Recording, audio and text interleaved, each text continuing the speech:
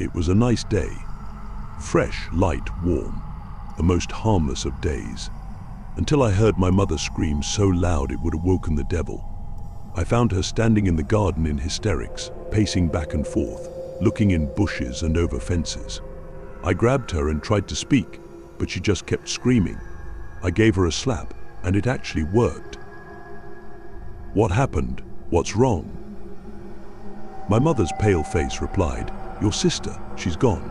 I was watching her play with the flowers, and when I blinked, a man was standing behind her. I blinked again, and she had vanished." The empty black hole feeling filled my stomach.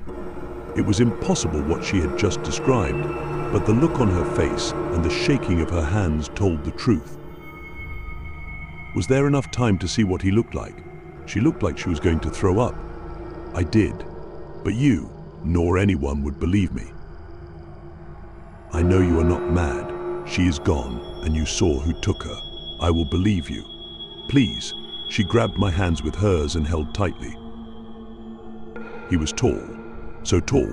He was looming over her. His hands were thin and long like twigs.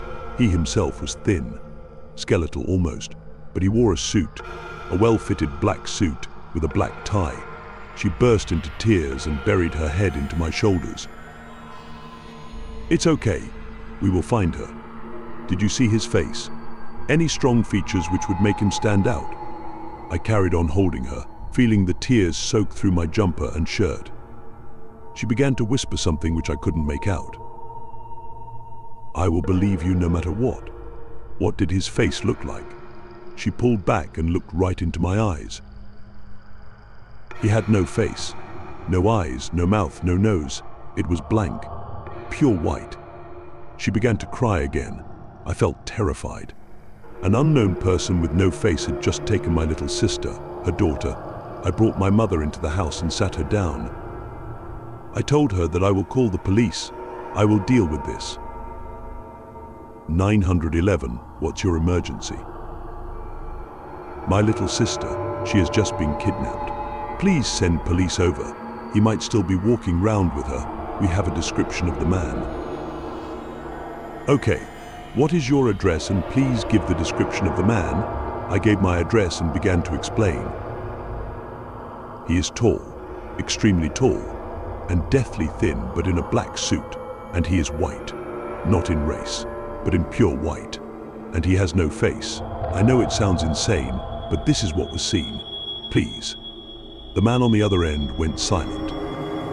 I thought I had been cut off. "We will send someone out. They will be there in 5 minutes," and he hung up. 1 hour went by. No one had turned up.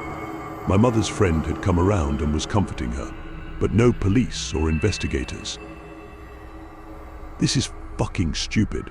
I refuse to sit here. I am going down to the police station myself.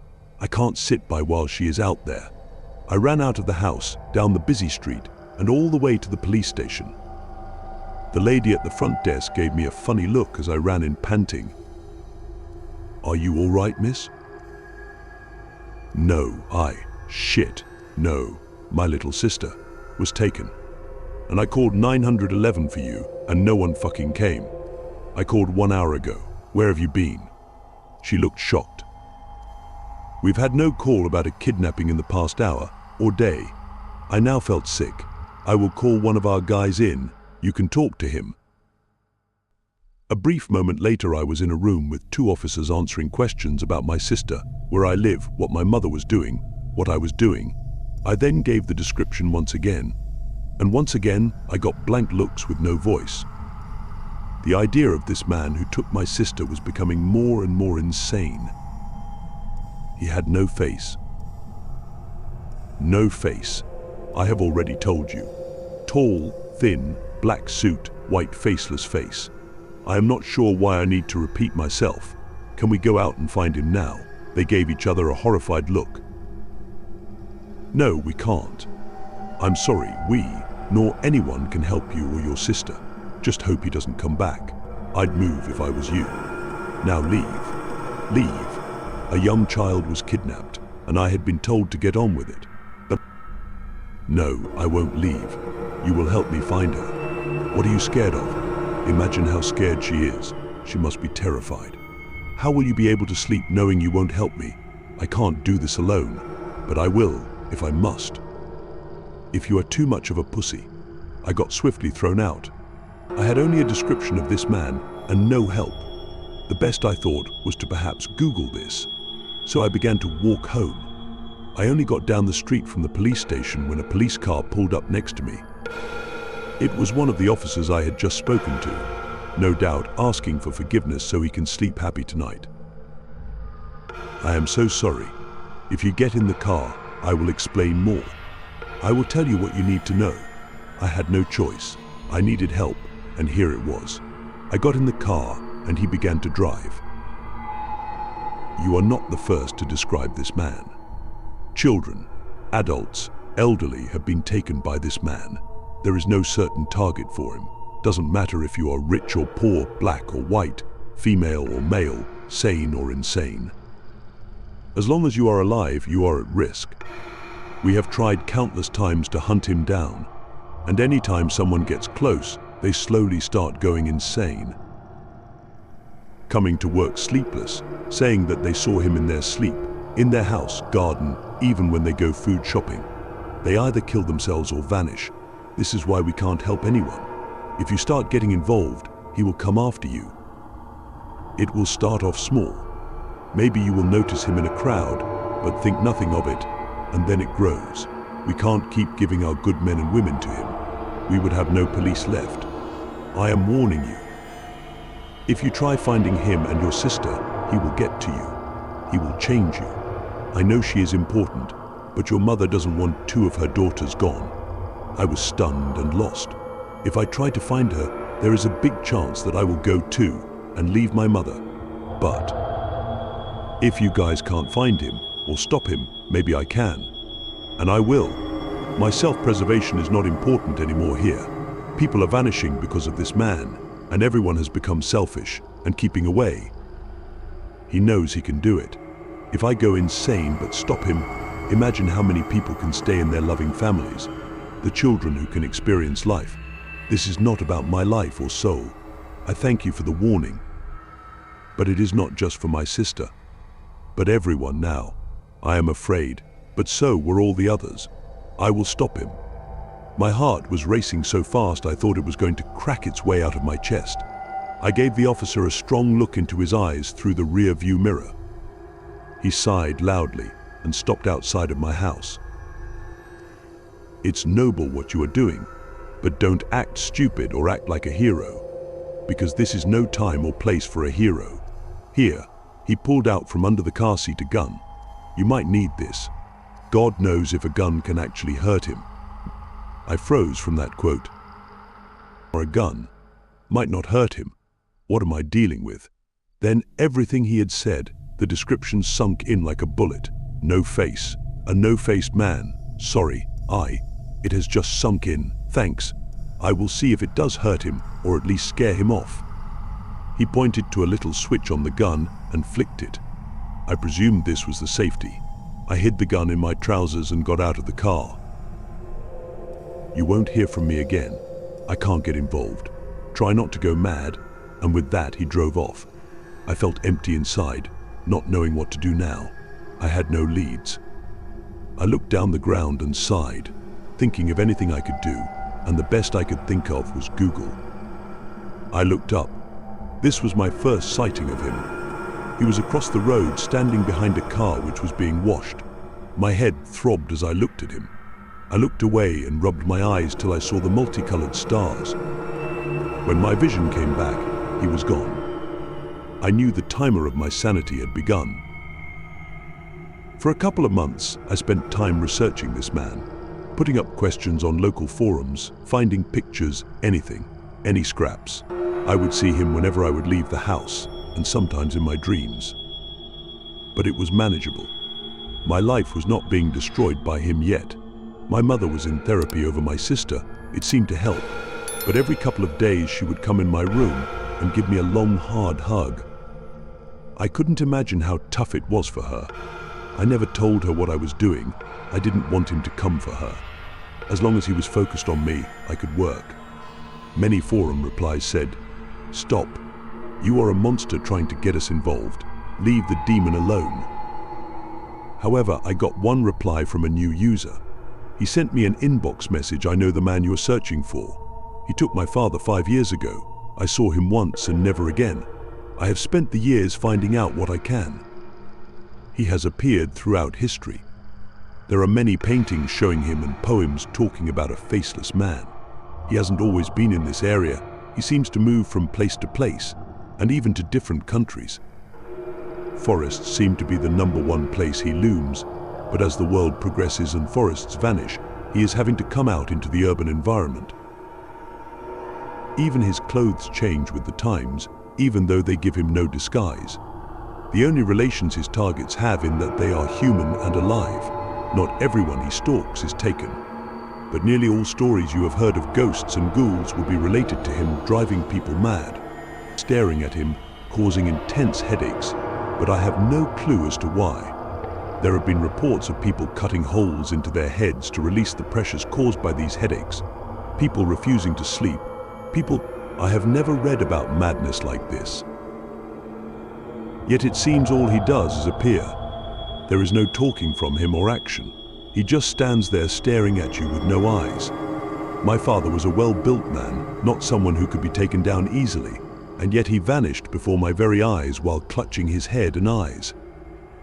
And I couldn't run after him because the pain of looking stopped me in my tracks. You are dealing with something which is ungodly and unworldly. He will never be scared of you, and as you draw closer, he will become more frightening. The best advice I can give you is to not look at him for too long, to stay away from the local woods, stay at home, wait for him to leave you alone, because he will. If you leave him alone, your sister is gone. No one knows where the people get taken to. I can tell you a symbol which appears constantly around him. It's a circle with an X through it. If you are certain you want to hunt for him, then search for that. I can't tell you any more. My searching has left me in a state, and I am being taken away tomorrow. I pray for your safety. The more I delved in, the more scared and confused I became. But now I had something, the local forest and a symbol. It's enough to start this. I kept dreaming of my little sister playing happily, and it was every night. I saved the message and reread it a few times. I didn't reply to it. There was no point saying "I hope you get better." It was far too late, but perhaps where he was going is some form of safety. I had my start. And that night, the faceless man appeared in my sleep. He was standing at the end of a long hallway, not moving. He just looked at me. I awoke to an uneasy feeling, but I was able to function, yet I knew this would not last. I waited a few days before I would investigate the woods so I could calm my head somewhat. It was a half-hour walk to the forest. I brought food, water, my phone with a map on along with pen and paper. I was good at sketching what I see fast, and I preferred it to a photo. It was midday when I entered the woods. The only thing I knew I was searching for was that symbol. I kept an eye open for it on trees, the ground, or even a fence. I kept checking my phone to see how far in I was. For an hour I searched for anything and came across nothing. If anything, it was just a pleasant walk in the forest. A calm, cool breeze blew across my face, taking the sun's hot rays away from me. Thinking this was enough for today, I chose to head back. It was enough searching for now. I was following the route my phone had made back when it started to flicker and buzz, changing the path. At one point it flashed that symbol I was looking for. I was starting to panic badly. I was aware of the empty woods around me, but they now felt filled with evil and eyes. I wanted to claw eyes into the back of my head. My head began to hurt. I looked around for him, as this was a sure sign, but I couldn't see him anywhere.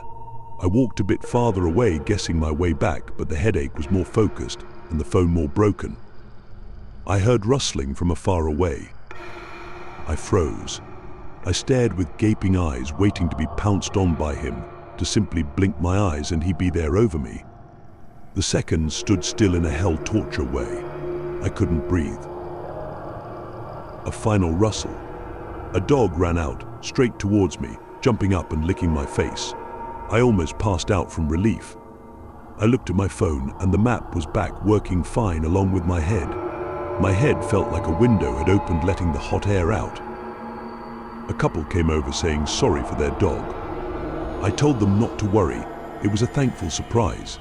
I stumbled home and threw myself on my bed. I had very little energy, but I understood the madness now which comes from this man. What it does, what it feels like. I underestimated it. I drifted off into a deep sleep. My dream this night was different. I was in the woods at night with nothing on me. The moon was bright enough to light the whole forest in a dim blue light. There was no breeze, no resulting or cold air. The forest was dead and silent. I tried walking forward, but I couldn't. My feet had roots wrapped around them. The more I pulled, the tighter and deep they sunk into the ground. I looked up and he was there right in front of me. My eyes met with his chest. I avoided his face, forcing my head to look down. He didn't move. He just stood in front of me like a statue. I could feel his lost eyes bearing down into my skull. It wasn't physically painful, but knowing that he was doing it was. That is what was hurting. It was teasing, abusive, but I kept looking down. I imagined there was a weight hanging from my chin, pulling my whole head down. I kept imagining it, but as I did, I could feel a weight on the back of my head pulling it back. I focused on my weight, not the one he was putting on me. The harder I tried, the harder he tried. It became too much and my head swung up and looked at him. I screamed from the pain. I awoke but wouldn't open my eyes. They were forced shut. They were screwed up tight, like when you were a child and saw something terrible. After a while, my eyes loosed, but I did not in any sense feel safe. I barely opened my eyes, and there he was in my room. Not in the corner, but once again over me. I could feel his hand on my head. I wanted to die and scream while doing it. I closed my eyes and the feeling on my head went. My safe feeling came back and I knew he was gone. I opened my eyes fully and put the light on. It was 6 a.m. A cold dinner was on my desk. My eyes cried as if I had stared into the sun. I clambered to my mirror and looked. My eyes were red, completely. All the little blood vessels had blown. I could barely look as the light hurt. My eyes had to stay closed, so I felt my way to my mother's room. I heard my mother on the way. "Dear, what happened? Are you okay?" "My eyes, Mum. Gar, my eyes. The blood vessels, they have all burst. We need to go to the hospital." I opened my eyes slightly to look at her. She grabbed my arm and threw her warm coat over my head. "What on earth did you do?" "Look into the sun, into a laser pen. You are damn lucky you aren't blind." The doctor was not impressed, and when I said I woke up like it, he wouldn't believe me. "Maybe you drank a lot and hurt yourself. I don't know. But the pain should go by the end of the day. Your eyes are dry, which is why they hurt. Just keep them closed and enjoy the radio." He sounded like a dick, but I did as he said. I was also prescribed some eyes drops. I spent the day helpless, but not thinking about him. I was more scared about my red eyes. A couple days later, I began recalling what happened and how I felt. The pure fear and loss of control. How he did nothing in my dream but look. Did he know that was all he needed? Was this a matter of wits? The control and power of a mind. To appear in my room and in my dream seemed extreme compared to before, where he would be in the distance, barely visible. Perhaps I was close to something in the woods which I couldn't see. My gut was telling me that this was true. I was close, and he acted extremely to keep me away. But why keep me away? Surely he would want me to find whatever it was, catch me. I realized that I had to go back. I had saved the route on the way back last time. I reached over my eyes drops as my eyes began to sting. I read on the box, "Please read instructions." I had never seen "please" on a label before. Pulling out the little folded up instructions, I saw these weren't instructions. We didn't need them. He already told me how to use them. I opened it up and flattened it a bit.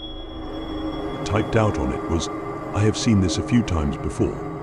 For all that is holy, keep away from the suited man." I don't want another cover-up. I can't take it anymore. This would explain why he was so hard on me. I screwed it up and threw it in the bin. I was already cursed and targeted by him. Stopping would not cure me, so I might as well keep going. I could see in the corner of my eye him standing at my window. I walked over, but was looking away. I drew the curtains. I felt angry at what this thing had done, and I certainly wasn't going to give up yet. He was going to get harsher and more torturous to me, but I would get tougher. As I reminded of myself when I felt crazy and depressed from this, it is not just for my sister, it's for everyone. A week later, I was back in the forest. He had been in every dream that week staring at me, and I was tired from it, but I still came out. I was back at the location where he began to attack last time. Nothing was happening. I was here at the same time with the same items. I must have been wrong. I wasn't close. But the fuck was I going to let that dishearten me? I found something, I came close to something, and I made him freak. So I pushed on. If I felt a headache, I knew I was closer than before. I felt more anger and determination, pushing forward and deeper in the forest. I was losing track of myself. I could only see finding what it was. I was hypnotized until on the tree beside me I saw the symbol. I almost walked straight by it. There carved in the tree was a circle with an X through it. I felt it with my hands. It seemed unreal almost. It was a rough carving done quickly by the look of it. I carried on, guessing I was on the right track. I tried not to get too focused this time. I kept my mind open so I could see any more symbols, and I did. They become more frequent, almost on every tree until it was on every tree. I was surrounded by this symbol, carved at different heights and sizes. There was just a small area where no trees stood. I was in the middle and looked all round. I couldn't believe the sight. Hundreds of these symbols, all focused in this area. I began to look around me. There must be something here, I said to myself, barely recognizing the headache which was forming. I was rubbing my hand on the ground when I whacked it on something. I moved what plants I could of the way and saw a small handle. I went to grab it when my phone began to vibrate violent, and my head screamed. I had forgotten about being careful. I looked up, and before I could register seeing him, I was flung back and knocked out. The cold wind biting my nose and hands woke me. It was dark now, and I was alarmed. My phone was dead, and I wasn't sure of the way back. All of the symbols on the trees had gone. He was screwing with me and doing it well. I fumbled on the ground, making sure that handle was real. Upon finding, I found a few stones and placed them around the handle so I could find it another day. Then I ran back a guesstimated way home. I had no light, so trying to be as careful as I could afford not to trip over. But rocks and roots were the least of my problems. My head would randomly pound. It felt like my skull was being punched. I couldn't see him, but you didn't need to. I kept going best I could, but the urge to look behind was growing strong. I gave a quick glance and he was right behind me. I yelled from the pain in my head, but I kept looking back, and I didn't know what to do. I looked back again, but as I ran, a tree got in front of him. The pain lightened, and I didn't want to look back. So I kept him behind the tree for as long as I could. I would look forward and he would be there again, but I would do the same thing as before and get a blasted tree in front of him. A fair few times I did this till I tripped up. I landed flat on my face. I had lost my lead and my pattern to keep him away. I went to get up when I was lifted up. I squeezed my eyes shut. I knew he was lifting me up. Yet my eyes began to open, and they opened to horror. It wasn't his arm lifting me, but tentacles. 8 of them, each limb being held apart. And my eyes locked his lost eyes. I could feel anger from him. It was in the air. I had gotten too close. How do I get out? How do you get away from something which has no fear, which knows he can get away with anything? Fear was his friend, if not himself. My mind turned into a blur as I kept trying to catch ideas. He was in my head and pulling my limbs further apart, muscles pulling. It was more than desperate now. I grabbed one thought, pushed myself, and used the only part of my body which wasn't held, my head, and headbutted him. It was the worst pain I had ever experienced upon impact, yet I knew it wasn't the impact which hurt, but touching him which did it. But it fucking worked. I was dropped. I don't think he was expecting it. I almost threw up from the pain, but knew I had just bought some time. I got up and limped through the forest. I looked back, but he was far back, with a small smear of blood on his head from me. I had actually done something which shocked a being which had no feelings. I felt a small sense of achievement. I got you, you bastard now. I've got you, I said to myself, knowing that I could do this and not get killed from it. I leaned in and pushed myself off trees to get me to the edge of the forest. I could see some lights from a car park. I wasn't sure where I would end up, but it will be better than in here. I gave a last look back but couldn't see him. I threw myself into the tall car park lights and took in the deepest of breaths. It felt like I had just come up for air after swimming from the bottom of the sea. There was a single car in the car park. I was going to knock, but fell to my knees. I let out a quick scream, and the fogged-up car's door opened with a couple running out while putting clothes. I quickly said sorry for ruining their time before blacking out. Love, you're waking. Yes, how are you feeling? The room was dimly lit. I was laying in my mother's bed with many pillows and blankets covering me. Like someone's skull fucked me. Excuse me. Sorry. So I am guessing you know that I was found in a car park by the woods? Yes, the couple used your phone and called me, saying they would meet at the hospital. But, well, the doctor wouldn't treat you, said you brought this on yourself and he wasn't going to get involved, and the police brought you home. The couple stayed here a bit, even invited us to their wedding.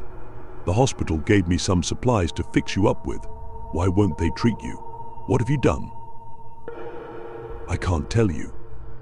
Otherwise you will get involved, and I dare not get you involved. I will just rest for now, okay? Okay, dear. But you know you've been acting funny. It's not the going for lots more walks. It's how you're not eating, and I catch you talking to yourself, and all the curtains and blinds like something is looking in. You're not a bit mad, are you? You haven't been doing drugs? No, mother. I am sorry that I have been acting odd. I didn't even know I have been acting that way. I don't remember talking to myself. I just need rest. I think after the kidnapping ... it's just got to me. She gave me a deep, loving hug. I know. It has gotten to me too. We have got to stay strong, have a drink, and go back to sleep. You will be back up in no time. I kept getting night terrors. The situation in the woods kept repeating, each time making me feel worse. I would wake up to feeling sick, and sometimes wetting the bed. I explained to Mother that it is the bump I got on my head causing the problems. It took a month to recover, but I would see him in the house, sometimes standing behind my mother, in the bath as I pissed, in my wardrobe when I opened it, everywhere. He was not letting up one bit. I was exhausted from all of this. I was falling apart and losing myself. I was unsure if I wanted to go on, but I kept going in my sister's room, which was being packed away slowly, and seeing her little face playing with the toys, and that would hurt more than anything. I would die trying to find at least something. I had to go back one last time and fight through everything he could give. I packed my bag like before and brought my phone, even though there was a far chance it would cut out when I got close. In my trousers was the gun the officer gave me. It might be useless, but it might scare him. My door opened slowly and he was standing there. I stared right at him, knowing that I might not coming back from this, but I had no fear of death. He vanished before my eyes. I walked through my door and he was at the end of the hallway. I got close, and then he was downstairs. He was leading me back to the forest. He knew this would be a fight. I wasn't scared of following him, though my stomach gave a different story. I followed him to the woods where he vanished. I could hear my heartbeat now. I turned to my phone and began to follow the path. I kept looking at my phone. It took me straight to where the trees with the symbols were. This time, every tree was completely covered by the symbols. I shone my phone on the damp ground looking for the rocks I left. Nothing had been moved. I grabbed the handle trying to pull. It refused to pull up. I gave it a wiggle and the hatch slid open. I was staring into a dark hole. Every single fiber in me began to riot and protest about going down. I cried a little. I was scared. As I sobbed, I heard a little voice in the darkness, just faintly. I stopped sobbing to make sure it wasn't an echo. I couldn't make out what the sound was. It was just small and light. It was enough to bring me in. I reached the bottom of the ladder. It was dry and warm down here. I shone my phone in front of me only to see a hallway. It was slightly mucky down here with what looked like dried blood. It wasn't everywhere, but it was noticeable. I walked down the hallway trying to be as quiet as possible. I heard a little moan in the distance. It could have been him for all I know. I trusted nothing right now. A few steps more, and a couple of lights flicked on. Some were white, and some turned things red from blood on them. At the end of the hall was a large room. It was split into different sections by sheets of metal. I heard the whimper a bit louder this time. I stepped into the large room. It stank and felt damp. My shoes made a light click noise. Is anyone there? My God. The voice. It was her voice. The voice of all love and joy in the world to me. My sister. I thanked as many gods I could think of for this, and almost cried. Haley. Haley, yes. Yes, I'm here. Help me. She began to cry lightly. I followed the sound down one of the splittings to her. She was on the ground in the corner, barely keeping herself up, but her limbs looked pulled and lifeless. I grabbed her face, my hands. She was ice cold. I looked into her eyes, thanking the gods once again that she had them. But he keeps trying to pull me. Two look like him, I think. I hurt. I want Mum. I want to go home. Please, take me home. I held her tight. I looked back into her eyes and smiled. She should have been dead. Knowing what powers he had, though, he could no doubt keep people alive for as long as needed. I went to pick her up when she screamed. I turned round and he slammed into the far wall. He was very tall now, and his tentacles were failing. I actually saw him walk through my haze. I pulled my gun out of my trousers and shot at him. He vanished. Haley was crying and I hobbled over to her. It's going to be okay. I will get you out. I picked her up and began to run away. I heard the moans of other people, even saw arms with distorted hands reach from the darkness. He appeared in front of us in the hallway when I shot again. I threw Haley over my shoulders and tied the ropes from my backpack round her waist and began to climb. The gun won't hurt him. I've seen others try. Here, this might work. As I climbed, Haley pulled a sharpened bone from under her top. Hold on to it till we are at the top. You sure it will work? No, but I have a gut feeling it will. It is what I have been doing when he has been gone. I am not sure what is special about it. If you say it is special and your gut tells you it will work, then I will use it. I kept climbing. It was a lot longer up than down. I trusted my sister's judgment with this weapon. The person whose bone this was could have had a special illness, or maybe it was the fact that it was a bone from someone he had killed. I wasn't sure of much. I was rushing too much to think. The hatch was still open. I put Haley on the floor and made sure she was okay. She handed me the sharpened bone, which looked like a femur, and an elongated one at that. As I grabbed it, my hair was pulled back down the hatch. I didn't hit the floor hard. The hallway looked miles longer than before with barely any lights, and at the end was the suited man in all his power. My head pounded and my body screamed of 1,000 tortures. I could barely stand up, but he flashed forwards, again and again, coming closer and closer. I fell to one knee from the pain. My nerves were splitting. I thought I was dying. Again and again he flashed forward down the impossibly long hallway. He was getting terribly close. and I focused on the weapon in my hand, ready to hurt him when he got close enough. He shot right in front of me. Time slowed completely down. He was reaching out to grab me. I was standing up, moving the bone to strike. He saw with his lost eyes the weapon I held and began to turn away. I shoved it through his ribcage and out through the other shoulder. I screamed at him as I did it, letting all the pain fly out. I gave it a long, deep twist. If he had a mouth, I know he would be using it to scream. I held it there for a while till I pulled it out at an angle, grabbed his suit, pulled his chest towards me and shoved it in again. He gave me one last look, and I gave him one last scream. He touched my face and became limp. I stood there holding his body on this bone. I tore it out of him. There was no blood on the bone. I looked down at him. He was disappearing into nothingness before my eyes. I had killed him. The impossible man. I called up to Haley, making sure she was okay. I climbed up and gave her my phone, telling her to call the police, saying that we had found some kidnapped people, but to not mention the faceless man. The police took us to the hospital. I was right in the fact that all of my sister's limbs were dislocated. Some of the other people down there died when they were moved, or as soon as they got to hospital. It seemed his magic wasn't keeping them alive anymore. Some, however, did survive. The quick treatment kept them going and life returned to them. The police officer who gave me the gun came to my sister's room. He stood at the door in amazement. I walked over to him and gave him the gun back. It scared him enough. Thanks. He grabbed me and began to cry. You saved the love of my life. He was taken 6 months ago, and I never told him that I loved him. And I was killing myself every day knowing I couldn't go after him. And he is here. You saved him. I can't thank you enough. I began to cry with him. Go and see him. Tell him. And stay with him. The officer pulled away from me, nodded, and walked to one of the other doors. A couple weeks passed.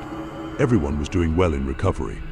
My mother had calmed down enough that she didn't give my sister 200 kisses and hugs when we saw her. The officer told me how thankful he was again, and that he was now in a relationship with a man I helped rescue. It all seemed sweet, but I didn't feel any better. I felt worse than ever before. I dreamt of nothing but blackness, and I had barely any thoughts. Haley would mention how I would just stare at her with no expression or life in me. I wasn't sure what was wrong. It wasn't stress. I wasn't sure until a night where I stayed at the hospital with my sister. I awoke from my black dream and stood, but I stood tall, a few feet taller than my real height. I would hold my arms out to see that they were long and thin. My skin was pale and my clothes were tiny on me. I sat back down and got up again, and I was fine. The worst sickened feeling filled me. I ran to the bathroom and threw up. It looked like blood, but I didn't feel any pain. I washed my face and looked in the mirror. I just looked ill. Something unknown was now happening to me. It kept happening. A couple more weeks passed. The situation became dire when I was sat in the hospital room with my sister, mother, and a nurse. I was looking out the window at the sunshine.